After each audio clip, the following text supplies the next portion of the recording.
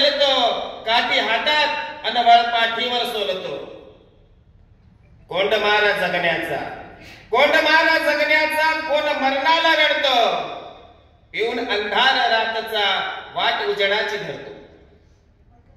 कितीतरी अन्याय झाला असेल, अत्याचार झाला असेल, शोषण झालं असेल, जुलूम जबरदस्ती झाली असेल, पण हा धनगर समाज, हा इथला मेंढपाळ समाज कधी परिस्थिती समोर झुकला नाही, वाकला नाही.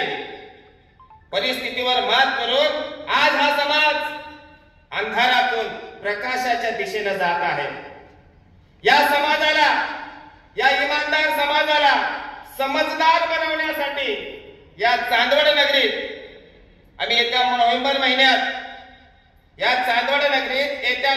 महिन्यात मौर्य क्रांती महासंघाच्या माध्यमातून या ठिकाणी धनगर जागृती परिषदेचं आयोजन करत आहोत. सुदैवाने यशवंत सेनेचा हा मेळावा आम्ही विचार केला.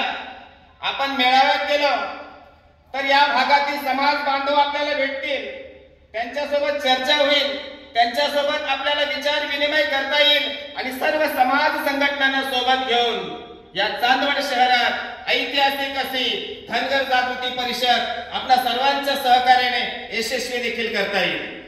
आज आम्ही त्याच कामासाठी इथं आलेलो आहोत.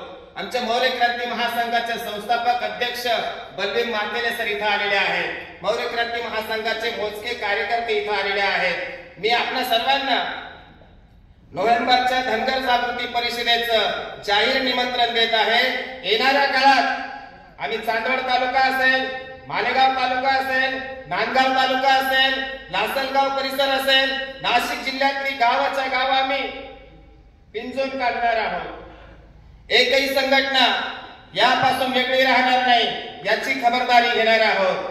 माधव भाऊ, आपण खूप जोरदार काम करत आहात, पण हे काम समाज संघटनेचं काम, समाज जागृतीचं काम एकट्याने करून चालणार नाही. आतापर्यंत आम्ही एकट्याने प्रयत्न करत होतो, आता आम्हाला एकट्याने लढून चालणार नाही.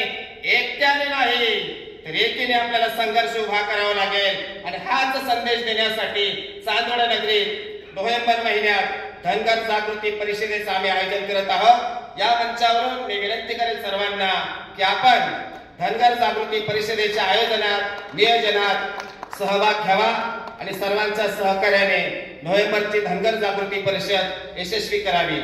मी यशवंत सेनेच्या कार्यकर्त्यांना मनापासून धन्यवाद देतो.